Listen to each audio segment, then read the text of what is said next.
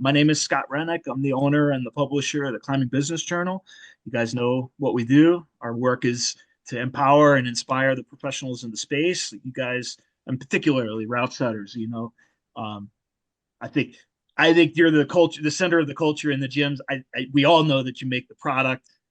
I've been a route setter. Our roots are back in route setting. Foxman has the proof. She's wearing the routesetter.com shirt. That was what CBJ was before CBJ is our founder, Mike helped back then, ran both of those websites and 6 years ago passed it off to me. But I was a comp setter and a commercial setter back in the late 90s, early 2000s. So route setting runs deep in us. And we're psyched to have you here. This is all really something that was spearheaded, and this is all Vortex's is gigs. So I'm going to pass it over. Justin and Foxman from Vortex Route Setting. You guys have probably heard of them. They kind of popped on the scene a couple of years ago by doing all this data and a collection about workplace compensation and workplace conditions, and they presented at the CWA Summit multiple times. They contribute to the community and the industry in those ways. They're both highly experienced route setters with decades of experience, and both run multi-facility crews. So they know what they're talking about. So it's really a privilege to work with you guys. I'll pass it over to you. Thanks for being here. Yeah, thanks, Scott. I think the other person in the room that we brought on for this call is Cody. A lot of you might already know Cody, but I'll give him like a quick intro as well. He's been setting for nearly 20 years. He's not only a level 5 USAC setter, he also has some IFSC experience. He owns a bouldering gym called Boulder Union. He also runs Syndicate Route Setting, a consulting company. And he's done a ton of stuff. So Cody, thanks for being on the call. I appreciate you taking the time and kind of chatting with us today. Yeah, absolutely. Thank you guys so much for having me. Yeah, so kind of full disclosure from the top, when we're coming up with like topics to like talk to various people about, you, Cody, were like a really interesting person to talk to because there's so many different things. We're like, okay, well, we could talk about this or this or this or this or this. And we kind of settled on that modern gyms and competition route setting. So we're going to dive in there, but I just want to like acknowledge kind of out the gate that there any number of things that you could have chatted with us about. And we're going to talk about competition route setting. So thank you so much. I usually give a spiel at the start of this, which is we're going to go through some of the issues that we see within gym culture, route setting culture, straight out the gate. This particular topic, I think, is going to be a little bit easier, but we really focus on saying positive, solution-oriented. So if there's something that you want to like gripe about, come find me at the next trade show or clinic or whatever, and we'll have a beer about it. But kind of like within this space, we're just trying to figure out the best ways to approach how the industry is changing and moving forward. So, yay. To me, the big issue that I think we can gripe about is whether or not the development of competition route setting is good. And that's a very subjective term.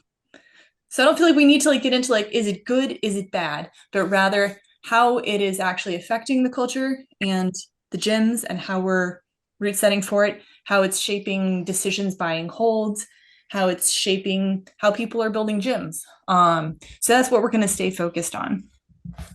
Yes. Yeah, so maybe we could start with a couple of questions. I've got a few on the list. I'll just kind of spew them out and we can kind of see where this conversation goes. First question is sort of what is a competition boulder? I feel like if we asked this question to every single person in the room, we'd get a completely different response. Do we want to? Yeah, I'm wondering, just like, anyone feel like sharing what they think a comp boulder is? I guess not. Guys, it's so much more fun when people talk. Yeah, I'll actually hit us. I'll hop in real quick and say like if any of you have ever like worked with me at a clinic before, I say this same kind of spiel, whether that's like a USA climbing clinic or private or otherwise. We have like an hour or so together today. So you'll get out of this whatever you put into it as well. So if there's like burning questions or interesting things that you want to discuss, like ping me, like drop it in the chat, or let's talk about it. That way, like you get like the most value out of like us all having like a bunch of super experienced route setters like all in one call. So yeah, I just wanted to say that a little bit. Yeah. So what is it? What is a competition boulder? What is competition route setting? Anyone? Isaac, you got your mic off? Yeah, well, I have it off because I can't figure out how to, or it's unmuted because I can't unmute it again now that I've unmuted it on my phone. But what I was saying before is there's so many answers to that question, right? Like I could say simply a competition boulder is a boulder that gets separation in a competition. Like it could be that simple. I could say it's something flashy that attracts the audience. I could say it has coordination or dynamism to it, or maybe it changes tempos. Like there's so many different places that we could take that. Yeah. I really like that. I like your first answer, actually. Like it's a boulder problem that separates a round of competitors in a competition. And what we as route setters or route setting teams or chiefs or event organizers deem that to be is what is proposed on the wall, and that's a comp boulder. And I think it's a really interesting conversation because if you went around then and we took the route setters out of the conversation, and then we went and pinged all the gym owners, right? And then we talk to maybe folks at your climbing gym who predominantly boulder from, let's say, the V0 to V5 range, or maybe from the V4 to V7 range, and you kind of had these overlaps. You might see quite a different, not understanding, but a different viewpoint of what competition bouldering is. And I think for me, it's a really interesting conversation to have with people. And a lot of times, I think people have preconceived notions about what that might look like based on previous experiences they've had, whether that's positive, negative, constructive, something in between. And that will really inform also how they receive the proposal that you or your team has put on the wall, whether that is for like a general commercial set or for a local red point competition or something even bigger than that. So something, Cody, that you had mentioned as you were prepping for this discussion was comp style as a vibe, and kind of almost the rage bait of that for a lot of different individuals. So if you were to describe that vibe, what would that be for you?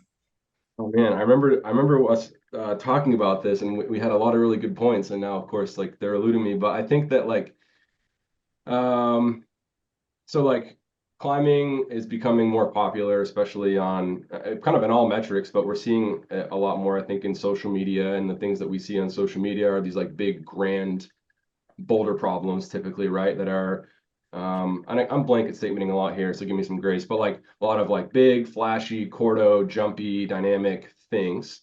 And I think that can be where drives a lot of the conversation to like if you see a dyno, then it is a comp style, and whether or not you subscribe to that idea means that whether or not you like that thing or not.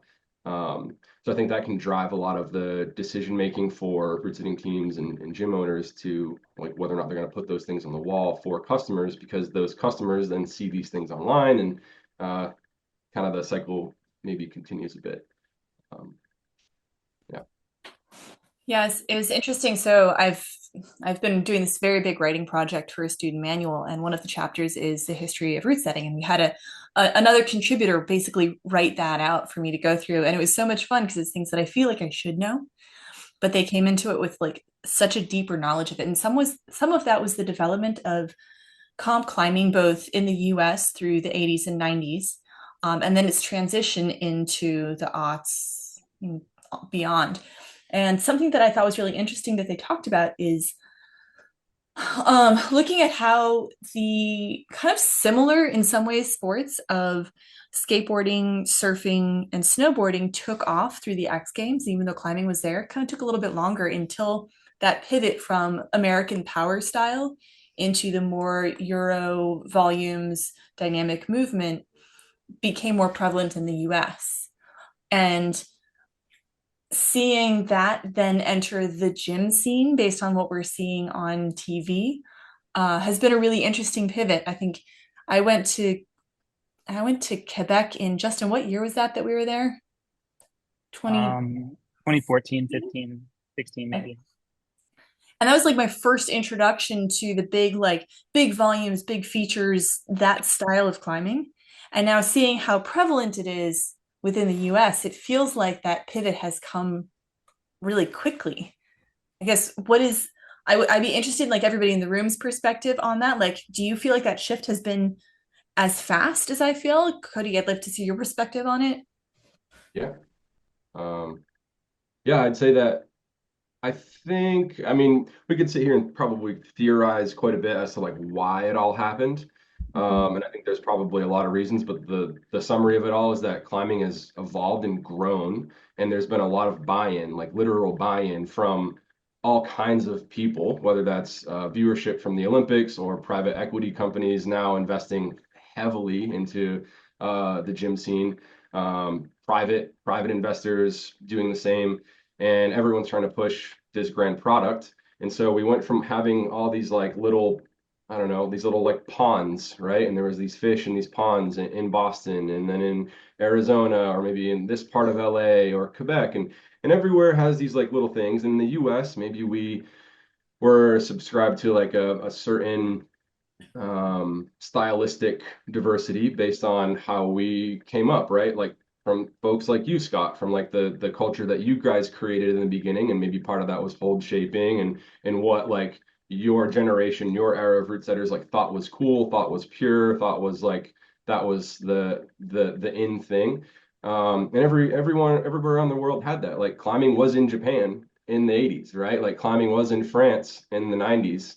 And you might have these little bubbles. And then I think as more money got invested into these things, we were allowed to now experience the climbing of these little ponds, right? And then all of a sudden you start like bringing things back. And you saw these things in Quebec, Fox, where you're like, oh wow, that'd be really cool if I did X, or maybe I can talk to my gym owner about purchasing Y.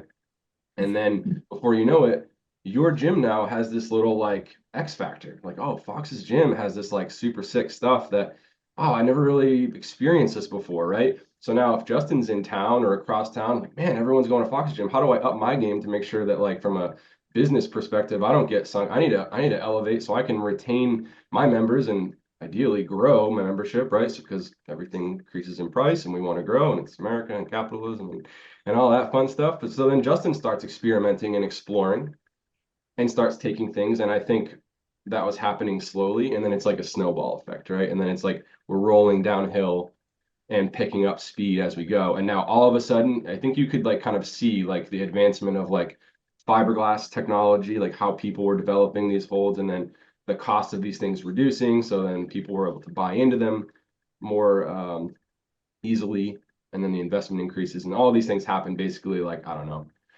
2016 they started. By 2020 we're like pretty invested into this idea, and now it's 2025 and we're like full scale all the way downhill, right?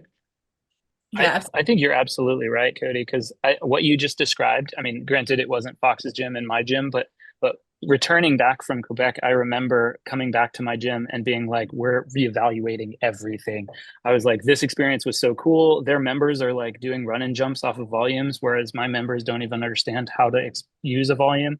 And I'm like, what, it seemed like in some ways, we went to the future and we came back and we're like, how do we bring this to our community? Because our community is sort of being held back by what we're not asking them to do. And granted, we need to teach them how to do this. So there's a process there.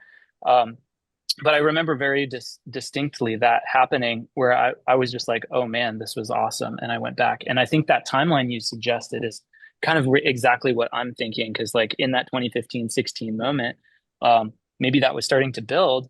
And then, 4 years later, that the catalyst of Olympic climbing happens, and it just like explodes. And somewhere along the way, we also get Free Solo coming out into theaters, and like literally everyone is like, "Is that what you do?" And so talk about climbing in the mainstream. Like all of a sudden, there's so much more visibility, and we're in an age where years ago it was like there was maybe one local climbing gym, and now there's lots of places that have to compete, and competition is good and bad, but competition helps us sort of like keep on pushing those limits. And I think it all comes together there. I think there's like a really cool point that you said about like how like oh you witnessed firsthand like these different member base experiencing climbing in their own way, and you're like, man, I can't even get my climbers to like do what I know without difficulty or whatever. You had your own feelings of whatever that might have been like, but you were like, wow, but these guys over here, they're just like it's integral to their experience. And it was pretty wild because I actually still I'm personally having this experience like today, or I mean I was just in Europe for like almost a month, and I was spent a good amount of time in Paris sampling a lot of the gyms around there, and it was like looking at the gyms, all the different types of gyms, but they all had these like common themes. It's like a lot of like really really small jibs, like very petite small things, and they're all like even on like the lower end of the circuit, all these climbers are like exceptional at delicate, balancy, footwork oriented climbs, very small holds, and it was like a theme. And I was like, wow, they are so good at that. And then you come to the US and like, how many of your guys' climbing gyms has like a proper slab that you set proper slab on? And then ask yourself the question, why don't I? Well, I'm assuming a lot here. I'm assuming that you A, probably don't have like a massive slab, and B, that you're not setting like on a V2, putting like these little things on the volumes. It's because like your members aren't familiar with it. And then a lot of times, and this is like probably true of life, like if we're not familiar with something, it makes us uncomfortable, and then we tend to avoid the uncomfortable thing a little bit, and we might have some negative feeling towards that. So then we push back. We don't want that thing, but then it just continues the cycle, right? We're like a little bit afraid of it. So at some point we have to like break that mold. But if you have a climbing gym with 2,000 members in it, or 3,000 members in it, or however many check-ins a day, the climbers are paying for an experience, and they've said, hey, with my $100 a month, I'm purchasing this experience and I want this thing, right? So then that informs what we as route setters kind of like have to put on the wall in some fashion. Like there is a little bit of a recipe that makes, any one of our climbing gyms successful, or at least whatever our brand and image might look like.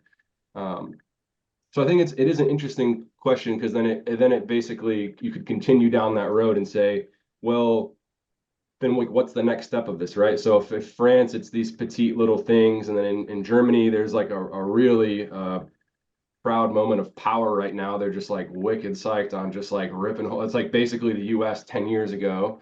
And now the Japanese are getting really psyched on Cordo. So it's like, so what is climbing? Like, what is route setting? What is boulder? It's like kind of a silly question to even ask. And it's like, I feel like an idiot even asking it. But then it's like, but then I ask it, and then the answer is like, well, all of climbing is valid. Like all of it is your own experience. And so if we're good enough communicators to our members, or our management teams, or gym staff, if we're good enough at using the right words and explaining our intentions, and having empathy also within that, then I think we can like push the bounds of like what people think is climbing, and then basically allows us to be more creative at the end of the day. I Sorry, I will no, I love it. I really like what you're saying, Cody. I think you go to a different spot, and this gym is notoriously the sandbag gym, or this one, like the head route setter is hyped on Cordo, and so that has an influence, right? And I think it's interesting how you can kind of go to different regions or different gyms and have a completely different experience. And I think what ties it back to the conversation for me is this sort of idea of bridging the gap between commercial and comp, right? So like in a competition, let's say it's a finals round. Let's say they have 4 boulders. We as route setters, the job is to set something that is going to challenge the well-roundedness of each of those athletes. And that might mean that they're getting a Cordo boulder. That might mean that they're getting a slab boulder. Then they get the power block. And mystery fourth boulder, like cryptic, who knows what you want to do. Like the community that we're experiencing in each of our gyms deserves the same well-roundedness. And I guess, how do we kind of like tweak those dials? How do we encourage the participation of that Cordo move when all they want to climb is the crimp trainers that are going to help them climb the like V6 outside or whatever? And so I think that's part of the conversation, where it's just like, how can comp climbing, or that connotation of comp climbing, kind of like help shift focus away from that rage bait idea and move towards this like, no, this is just modern commercial climbing. I don't know. And in addition to like modern commercial climbing, um, it's an evolution of climbing itself. So it translates outside of just that gym experience into what we are seeing more and more of outside movement wise. And so kind of like looking at that concept of what is an evolution of climbing style, both commercially and competitively, and how it influences what we as route setters are doing for our communities. So I want to ask you, Cody, like very specifically about like what you have decided to offer your community with Boulder Union. But I also want to check in with like the whole room to see, you know, like if there's any questions at this point, like, you know, wait like a little bit to see if anybody has anything they want to throw into the chat. Make sure that we are talking about the things that you came here to talk about. Fire away, y'all. Got a thumbs up. Got a head nod. Sick. All right. Well, yeah, drop any questions in the chat, or if I'm talking all kinds of shit, call me out on it. Write it in here and we can discuss. So your question was, could you repeat the question, Fox? I'm sorry. Yeah. So, I mean, you've opened a really unique gym, and as a very experienced comp setter who has opened a commercial climbing gym that is providing a place for people to train, climb, etc., I would love to know more about the decisions you made, how you made those decisions, and what it's offering your community. And I can throw up some of those pictures if we would like. Wait 1 minute on the pictures. I have I'll wait 1 minute. Yeah, we'll talk about this and then we'll go to the pictures. I think there'll be like a two-part thing. So first off, appreciate the kind words about the climbing gym. Yeah, so I started this little bouldering gym. There's 4 partners, myself, my wife, and then 2 of my like really good friends who are also a couple. Known them for 20 years. I've been with my wife now for almost 13. Really cool situation to where we are the sole owners of this gym. So we make all the decisions. I don't report to anyone else. So that really kickstarts a lot of the conversation here of like, I have a lot of leeway to do everything or anything because they trust me, which is great.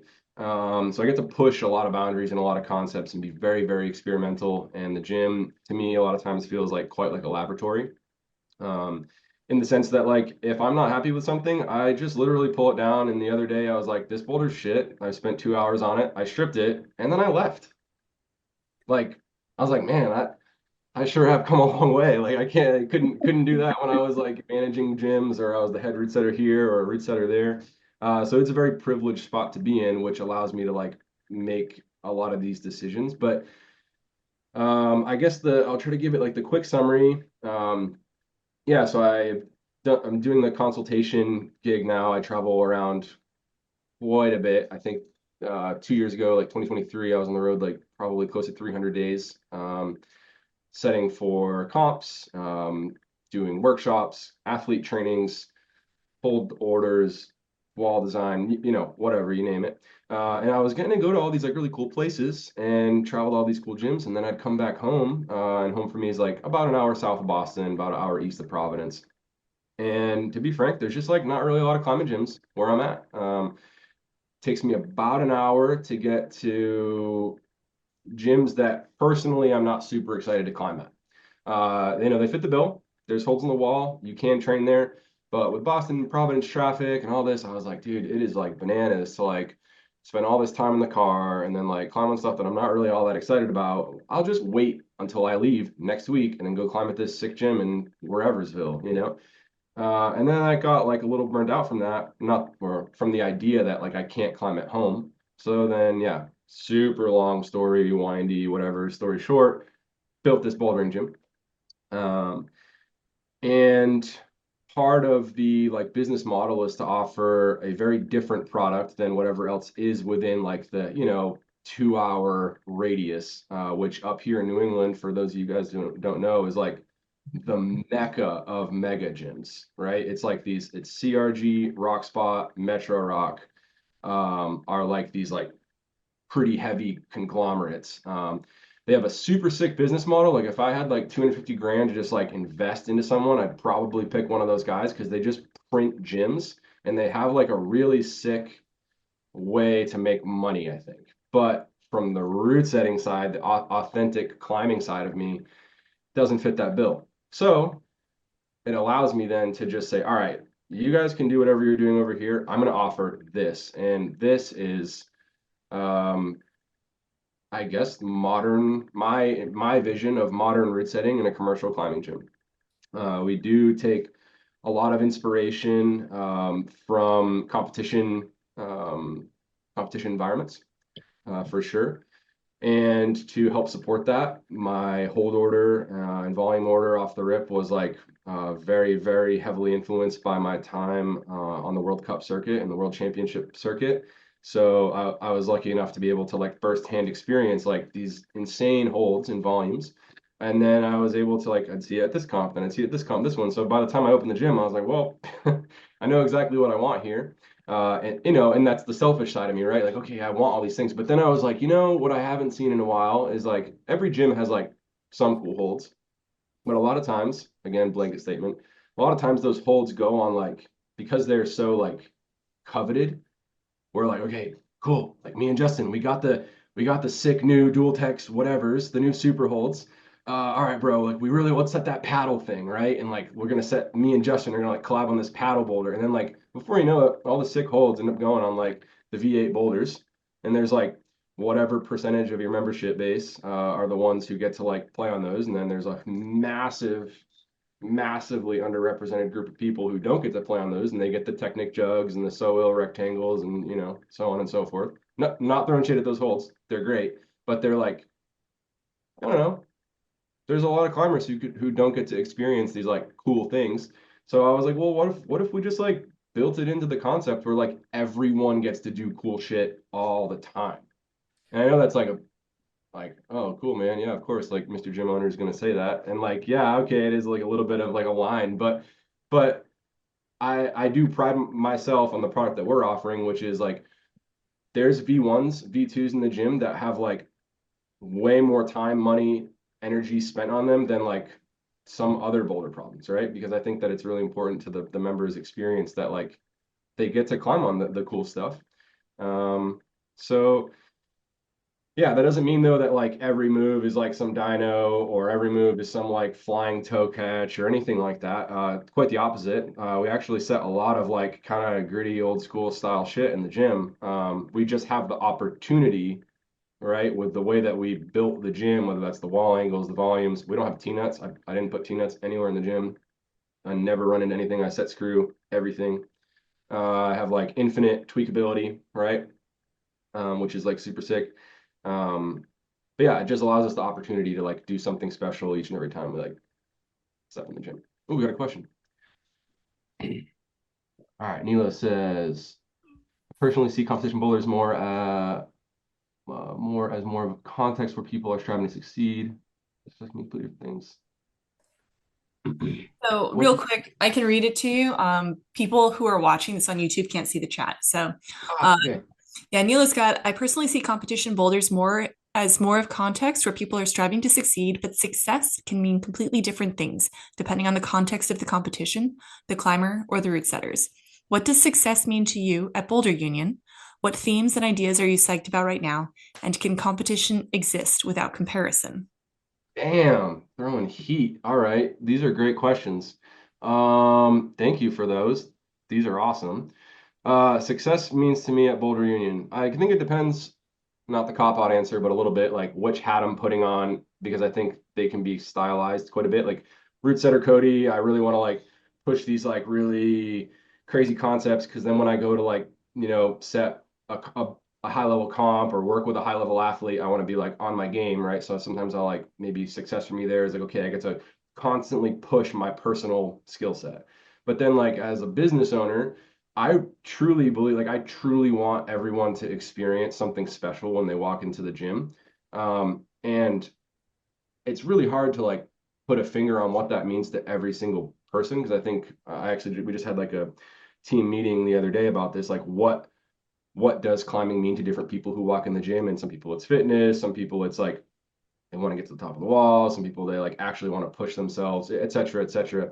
So I think success in that way, I mean, there is a business component, right? Like I want to make enough money so my gym survives so I can keep paying my bills. Like that'd be cool. Um, and I think that, yeah, like to do that, that just means I like, because this is our business model, the success means that we do get to keep pushing these ideas and teaching our membership and teaching our the climbers who come in about this like grand world that is climbing. And I think because like when you walk into the gym, it looks so different than anywhere else you've walked into a gym. People, and the way we do like a crazy circuit system that's like kind of like BP, but it's way, I don't know, it's just different. I can explain that in a minute. People like throw their preconceived notions about what they think climbing is like straight out the window, and they just like come in and climb and experience, which I think for me is a massive success.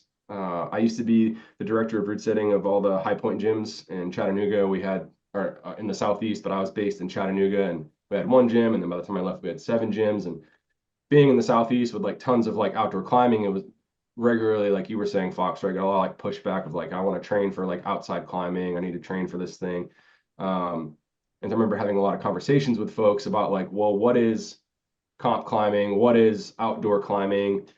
I remember getting into a lot of heated debates with people about like I'd find like these really sick like outdoor routes or boulders that would have like paddles on them, or there's this route, maybe you guys have heard of it. It's in UK. It's called I think it's called the Elder Statesman. It's like 14X or something. Yeah, Isaac's nodding his head. Where you like surf up and you like throw in like a hand heel over your head, and then you like surf out around these like corners, and then you do this like flying like paddle rip to a shoulder at like 40 feet.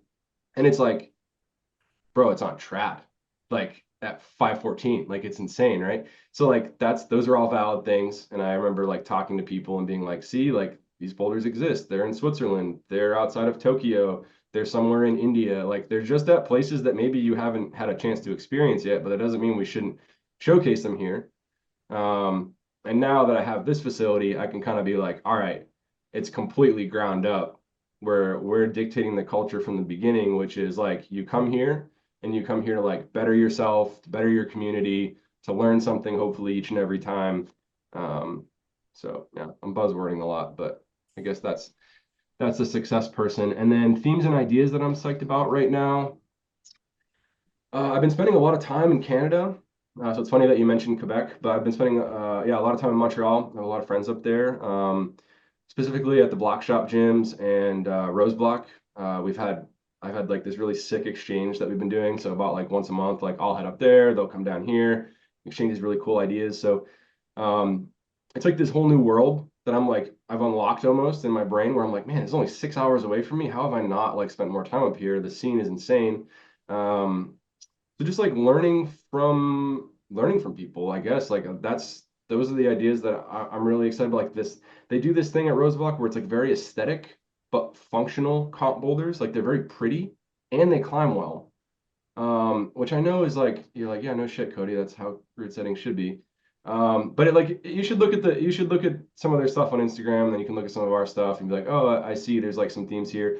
It's kind of just the aesthetic nature of the way maybe they're like lining up certain holds and creating like clusters and then negative space and maybe clusters again, but within that also really pushing movement styles, predominantly in like the no foot paddle world, which is like pretty weird. And I'm terrible at, like, arguably couldn't pick a worse style, where just like all hands off, only in the arms. I'm a big guy, so got a lot of weight swinging around. So that's been fun to like mess with. And I've also been really, really, really, really psyched on slab, like really pushing my slab game as much as humanly possible, both on the volume side of things, like cheese grater volume slab style, as well as like the very small, like little petite jib stuff. Yeah, so something that I'd like to kind of address a little bit too is that, one, we haven't seen any pictures of your gym, right? Okay. And so trying to like imagine this from an outside perspective, where we're talking about introducing that kind of like comp style with comp holds at all levels. Cam, I see your question in the comment with the, do you find that the average new climber has a harder time adapting to learning the style in a predominantly comp influenced gym? If so, do you do anything to combat that in your gym? And I would love to look a little bit at like what the difference in hold selection and aesthetic is overall. I think one of the things that I've noticed a lot in the last, really since the Olympics debuted climbing, is the familiarity people have with that kind of World Cup style hold sets. And so, Cody, as you're talking about like leaving the technic holds to like, the more basic climbs, I think more and more people who are walking into gyms for the first time are seeing those big macros and are seeing volumes and are seeing styles that climbers 10 years ago would have never seen unless they were actually already watching IFSC bouldering. And I think, if I can throw up a couple of these pictures of your gym, we can see how integrating some of those newer hold styles into, a commercial set can introduce people who are walking into a gym for the first time to a different style of bouldering than they might have been able to see 10 years ago. Give me 1 second. I'm very bad at sharing my screen with this program. This is great too. That yeah, if you pull these up, we can talk about those, and then also I can probably answer a little bit of Cameron's question at the same time. Yeah. These are like some pretty C-grade photos that I took while I was on the call with Justin and Fox earlier. But this is my climbing gym. And if you just want to scroll through real quick, Fox, just kind of like bop through the whatever couple of slides. Yeah. Just get like a Maybe. kind of like a feeling. Everything's blown out. We have like huge windows, so it's kind of hard to take great shots without a good camera. But yeah, you kind of get the concept. We were in the middle of a reset, and I was like taking some photos. Yeah, so we have like 42-foot walls. This was like an old Federal Reserve Bank, but it was pretty cool because it was like the Federal Reserve Bank apparently of the United States. So it like held all the plans and information of all the other big banks in the US. And the way that it was constructed and built was like bananas. Like all the walls, exterior walls and like the walls on different floors are like 2-foot thick granite by like 14 feet tall, and they run the length of like everything. There's a jail downstairs. It's like pretty wild. All the marble, all the walls, the interior walls are all Italian marble, and there's like brass fixtures, all Art Deco. There's like sculptures of fish and bears and lions and shit, and then like all the doors are brass, and yeah, it's like. And there's like an Italian mosaic. If you can look, if you kind of look on we have like a little cafe just to the bottom left of your screen in the photo here. There's a little cafe. There's like hand done mosaic. Yeah, it's wild. So like I said, it's not really like typically what you see when you walk into a climbing gym. So a lot of those preconceived notions just right out the window. So I can kind of answer, I guess, Cameron's question here a little bit. Do you find that the average new climber has a harder time adapting to learning this the style and predominantly comp influenced gym? And I would say that no, asterisk. So no, because if they've started off at our gym, that's all they know. They just like, we've had a bunch of people like, oh, I've never really climbed before. Like, what's up? What do I do here? What do I do? And they just like experience it because they haven't subscribed to any other type of climbing. This is climbing. This is all they know for their world of what is climbing. They've never been outside.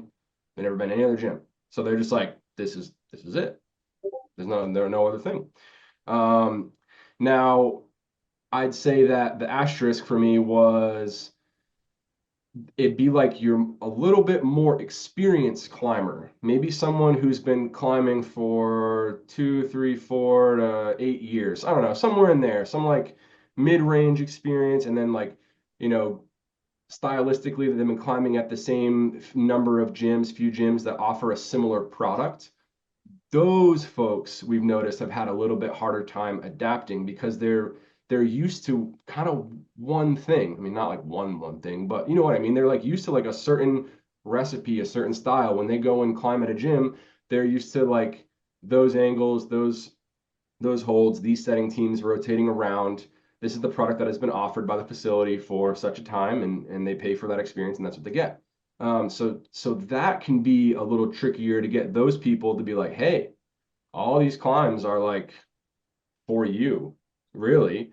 And the part where I think is the biggest, if I were to guess, that grouping of people's biggest frustration, if they're not careful, if they're not like kind of self-critical or giving themselves even a little bit of grace, is like they're wicked good at like one style of climbing. Like they can like smash things in our gym that are like of this one style, at whatever grade is for them. But then they'll come across a different style and they are like very humbled. And so depending on how they receive that can really inform like whether or not they feel like it's hard to adapt, I think. But on the whole, everyone has been very, very, very receptive to this because, like I said, they come in and they're just like, wow, I just want to touch all these holds and I've never seen these before, or I saw these on TV, and they just want to like hop on everything. And then kind of within that, our circuit range, basically we do like colors kind of a la BP, but we go like from V0 to V3, and then we have like an overlap. So then we have like V2 to V5, and then we have V4 to V7, and so on. So there's like, I mean, V4 to V7, right? V4 minus, really. And then like V5, V6, V7. And you could even have like, 7 plus. You're kind of toying with like 4 to 5 grade ranges here. It's really hard for people to get like kind of turned off by like, oh, I don't know, like, is this boulder V7? Maybe for me, maybe for Justin, it's V4. And that's okay because I'm just here to rock climb. Yeah. So, and then, yeah, so we don't really like combat this mentality really in a predominantly comp influenced gym because I think it kind of comes back to the question of like what is comp setting. And if you go back real quick to the photos, sorry, I know you probably just put them away, and I'm sorry. No worries. 1 second. If you want to pull up like the teal boulder, for example. Yeah, give me 1 moment. Oh yeah, you're good. Yeah, I kind of had this like in this thing right now, but like you don't all have to like holler out, but like This or other like, two. here's it. Perfect. This is fine. Like, which one of these, and just like answer it for yourself or drop it in the chat, whatever you want to do. Like, which one of these is the comp boulder? All right. Think about it and give yourself an answer. And then like now go to the next slide. It doesn't even matter which one, honestly. Which one of these is the comp boulder? And then also try to like give it a guess on the grade. Right. And the like haha joke of it is that like actually none of them are comp boulders. These are just regular quote, quote, quote, quote, quote, commercial boulders. But we've been very, very intentional on how we set them. So like, for example, this motif boulder, the teal one, my like challenge to myself was I wanted a super introductory level of slab climbing to people who climb like our V2 to V5 circuit. This boulder came out to clock in at probably roughly like V2 or V3. If you were to slap a grade on it, whatever, V2 in my gym. But like, it really is like you could argue in any other format, like, oh, if I threw some tape on it, a zone tag and a top tag, like we got ourselves a comp boulder. And arguably, I guess like you do, right? I think to me, what kind of signals the comp style of this is also the density choice, which as different management and ownership teams are looking at decisions for their community, with a slab boulder, being able to have that be the only thing on the wall in that moment is going to give the climbers a much different experience than if they're having to navigate a whole bunch of other stuff. And walking into a gym and seeing these feature boulders is going to give users a much different experience than if they walk in and see like a very densely populated wall. I think what really screams comp style to me is somewhat movement and somewhat presentation. So I can look at these holds and be like, oh man, those pink holds, those are beautiful holds. And then I look at the movement, I'm like, oh, okay, like there's like a very intentional offering here, but a reasonable movement ask. But when presented in kind of this aesthetic way as a singular offering, that to me is what a lot of owners and managers and people who are less familiar with the movement aspect of competition climbing are perhaps thinking when it's like, do I need to choose between a commercial set or a competition set? Yeah, I actually super like that. Yeah, I don't know someone's gonna say that. That was Yeah, awesome. I was going to chime in and kind of like add on to that, because I think I've worked for several gym owners across the country, and have had many conversations about this, and I think it's the nuance of the conversation is quite interesting, where it's just like what what is a comp boulder, and I think Cody, you spoke to this. It's like how you talk to a route setter about what a comp boulder is, and how you talk to a manager or an owner. Those conversations are likely different. Or Um, member, or member or yeah, I club. mean, yeah, talking about how you explain this to a community member. I mean, I run a boulder gym in the greater Seattle area, and a lot of the feedback that I've got is like a lot of the routes that we set or the boulders we set are like comp themed, right? And then I've also got people who are saying the exact opposite, and so it's almost like how they choose to define it. And I think Fox, I think you nailed one of the contributing factors, and I think that's density. And so the gym that I'm talking about is 2 miles away from like a full ropes sort of gym that would have what I would consider like a medium to high commercial density on their boulders. And then you go to this other location, there's the same company. You go to this other location and the density is, considerably less.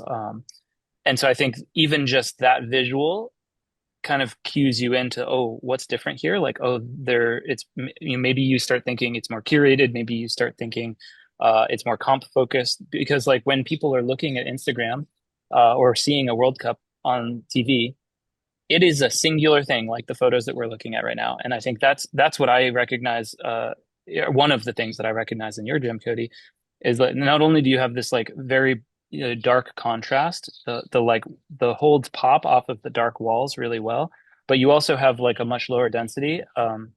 Then I think I would say, and I'd be curious to see who in this call has a density like this versus a higher density. It depends on what gym you're working for, how many holds they have, and what the vision is like. But I think that is definitely something that I think is a component of that. You guys nailed that, I think. I didn't really think about it in that light, but now that you're saying it, like especially the density, um, I think that's like very true. And I would also even like to say it's very intentionally set, right? There's like a lot of like active choices. So this is a theory that it's not even a theory. I don't know why I said that. It's just like a thing that I'm playing with, right? It's like I set this teal boulder first because I got all these sick holds from Bold down in Chattanooga. And these are all motif. They're from Australia. There's like very few people who have them right now. So I was like, okay, cool. We're gonna like throw them on this like wall, and I want to like set something like really fantastic with it, but also like look really cool so it can be like Instagrammable, and I'm gonna put together a little reel or whatever. And so I put all these grand things, and then I was like, well, shit, I want to make sure a lot of people can climb this. So this boulder's like, I don't know, V2 or V3 or something like that. Has some intentional moves in there. And then I was like, well, okay, I'll leave it up for like a day like this. And if you happen to come in for this day, okay, it's like year one standalone boulder. And then the next day I filled in with the other two boulders. But the concept or theory or idea, whatever, is like uh big, medium, small, and then like trying to separate so it allows each climb the negative space and like contrast to breathe. Like it's its own, and it's like sounds very artsy, and maybe in a way it kind of is in the design, but like that red boulder pops because there's no other small holds really on the climb. It's like, oh wow, that's the small hold red boulder. And then you have like this like medium climb on the right that has like some finger buckets and a couple volumes in it, but it's even offsetting like where your eye is looking on the wall. So it kind of, I think, feels pleasant to look at, um, which I think then goes to the concept of like what it looks like on TV, what it looks like then when you step in, you're like, oh, the only time I've ever seen this has been in a competition environment, and boom, there you go. Like that must be the comp style comp gym. I think that's very well put. I, I kind of want to ask a question, whether it be to us as the hosts or to the group. Um, we're talking a lot about sort of competition climbing and how it's infused into the community that we're setting for just overall. I'm curious if anyone has like a tactic, or how do you engage with the community? How do you sort of invite that progression, that well-roundedness? How do you invite them to try something that might be a little bit outside of their wheelhouse, or whether it be a cordo move or whether it be like a skate or something that might be more defined as competition?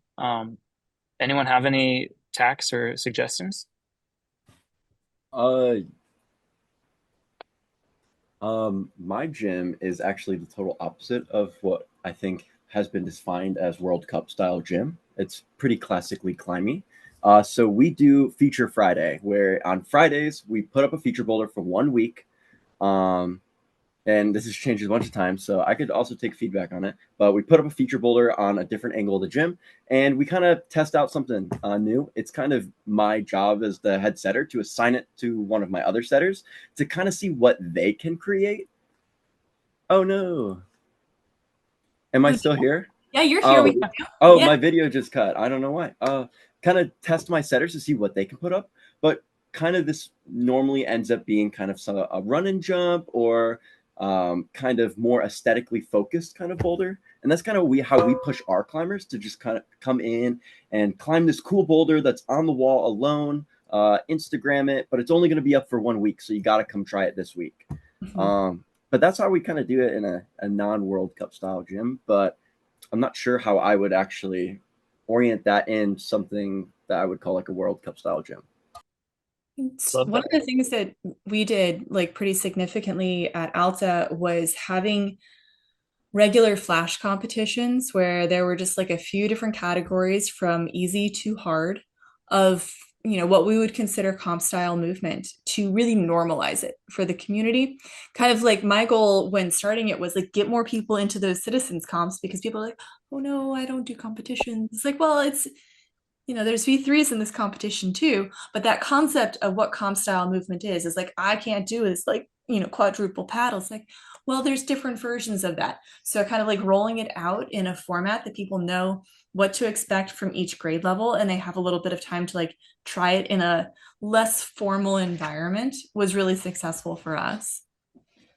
My gyms did a version of kind of what Aiden was talking about, and I've got a couple of different prototypes happening at different locations. But the one that has gained the most traction has been like sort of a laboratory space for the setters, where it's like a weekly or a bi-weekly reset of a boulder on like a slab or whatever. And we set some sort of quote unquote comp boulder, and we do it with 2 colors of holds, and we do it in as intentionally as we can, so that if you climb like one color, it's maybe harder. And if you climb with both colors, it kind of softens the blow so that you can kind of like capture a wider audience and challenge different people. And that's worked fairly well. Justin, I don't know if effectively oh, sorry. No, I was just trying to clarify. It's effectively a bicolor boulder if you choose to climb it that way. Yeah. Yeah, I love so it that. might be V4 if you climb it. Let's say it's like green and red holds. Maybe it's like V4 if you climb it with both. And then if you only choose to climb the green, it's like V6. And then like, the community also gets into like this niche, like, well, what if you only use these 2 helper holds? Like maybe it's V5, right? And like they kind of like put their own spin on it. I think it's really cool. And it engages in the community a different way. Were you going to say something, Cody? I was like, on that topic. I don't know if you did this intentionally or it was accidental, but that's actually a very, very common tactic for like very high level athletes to do at their own like national training centers or whatever. Kind of across the board, they'll like, have like the super hard version of the boulder, and they'll have like easier options kind of like nearby. And that's something that I've played with. Not so much the dual color. I think that's actually really interesting because you kind of effectively get 2 boulders in one.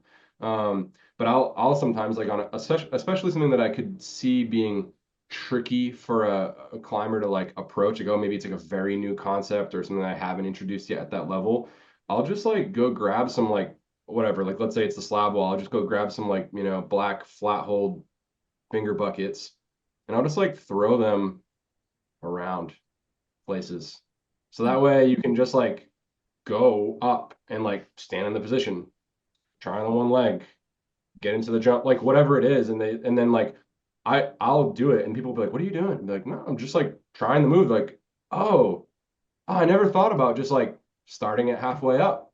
And you're like, "Yeah, Yeah, like you can learn a heck of a lot more in a session if you can like break down the whole boulder and understand, as we all know, like, all right, I did the bottom, I did the top, put it together.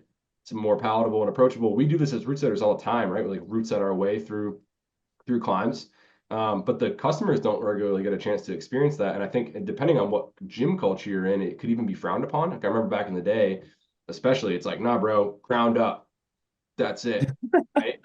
Like no matter what, it didn't matter what the proj was. And I think, whatever, that was cool for the time. And maybe there's places where that's fine. That's your own prerogative. But like, yeah, especially if we're pushing these like really interesting and highly complex moves, yeah, throw stuff on so people can have the opportunity to be like, oh, I think this is for me.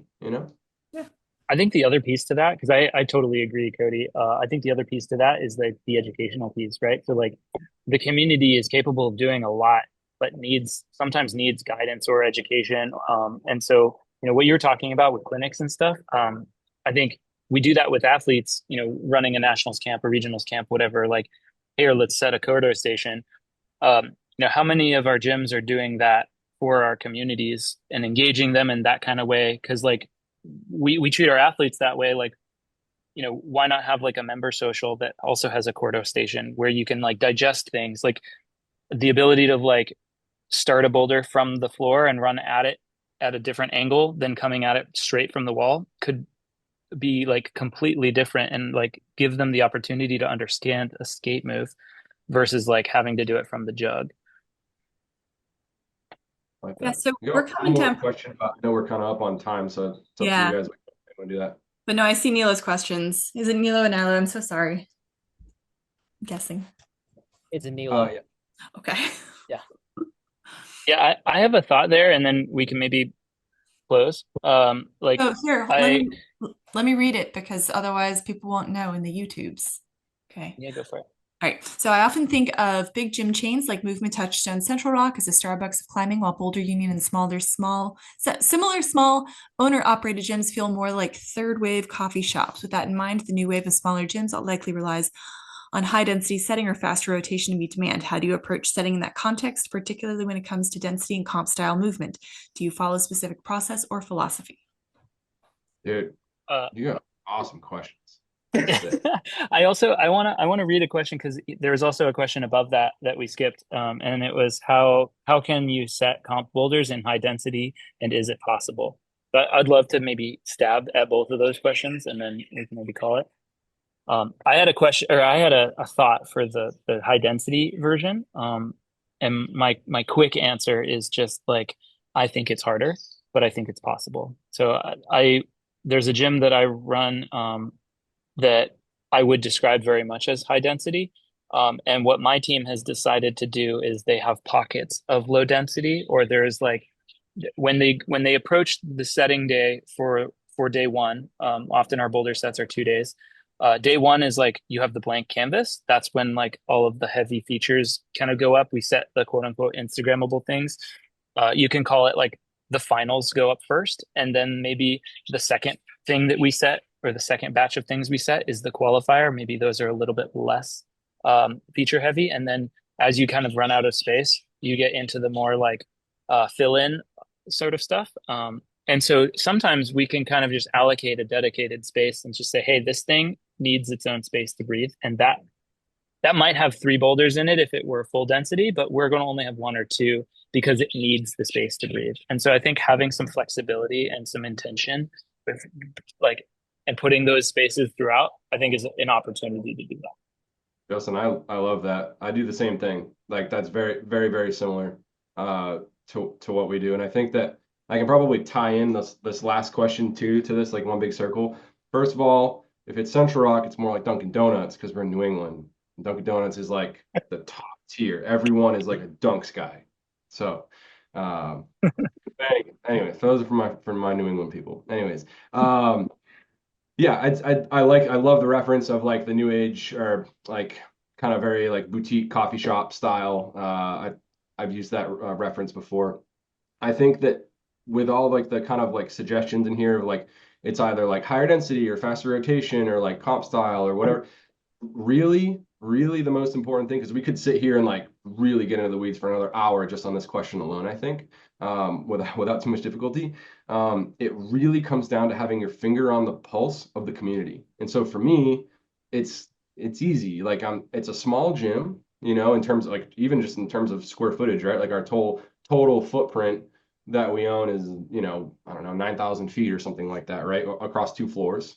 And all of the commercial bouldering is on the first floor. So I can just kind of make laps around, morning session, evening session, and I just talk to everybody that I can. Hey, what are you working on? How's it going? Blah, blah, blah, blah. One, because I like to make friends. And two, it's also like part of my job as a route setter. And three, it's also part of my job as a business owner to know who like I'm setting for and who are my clients and who's like being a part of this experience.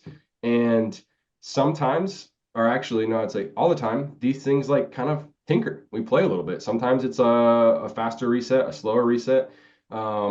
Bigger holds here, smaller holds there. We'll push a Cordo station over here. We'll do more slow tech slab here. Really just trying to fill in blanks, or maybe, you know, if we only have, let's say, 60 to 70 boulders on the wall at any given time, that's just like our numbers, then it's quantifiably impossible to meet every metric demanded by each climber at each level. It's impossible. You literally can't do it. So you just try to like understand, okay, meet people where they're at, adjust as necessary, either within that set or within your next set. But if you miss it or you don't hit it, like having a conversation with people like, oh yeah, I see you. I know you want that V6 Cordo paddle thing because that's sick. And it's coming in hot next set, actually right here. And that's happening next week. So being able to have those conversations with people, maintaining that connection goes like leaps and bounds when it comes to like being able to really push these concepts in your climbing gym. Well, thank you, Cody. That's really well articulated. Yeah, the communication and the connection to our like the people that we're actually setting for seems to be what most conversations come down to in the end. About people. Cool. Well, thank y'all for coming. Thank you, Cody, for joining us. Thank you, Scott, for hosting everything. Yeah. Appreciate everybody being so here. Don't miss the next session. We're doing these on every second Tuesday of the month. So the next one is going to be May 13th, talking about route setting career progression with Chris Danielson. So put that on your calendar. And thank you everybody for being here, especially Cody for taking the time this evening. Appreciate y'all. And if you ever have any questions, sometimes when I do these, people shoot me DMs and stuff. Feel free or drop me an email or whatever. I'll do my best to get to them. I might just drop you like a voice message back so I can talk a lot faster than I can type, especially when there's a lot of messages. And if I don't get back to you right away, don't worry, I will. And I'd invite you guys to come climb at the gym anytime. I also travel around quite a bit, like I mentioned before, so hopefully our paths will cross. And yeah, stay healthy, stay strong, and talk to you guys soon. Cool. Thank you so much, everyone.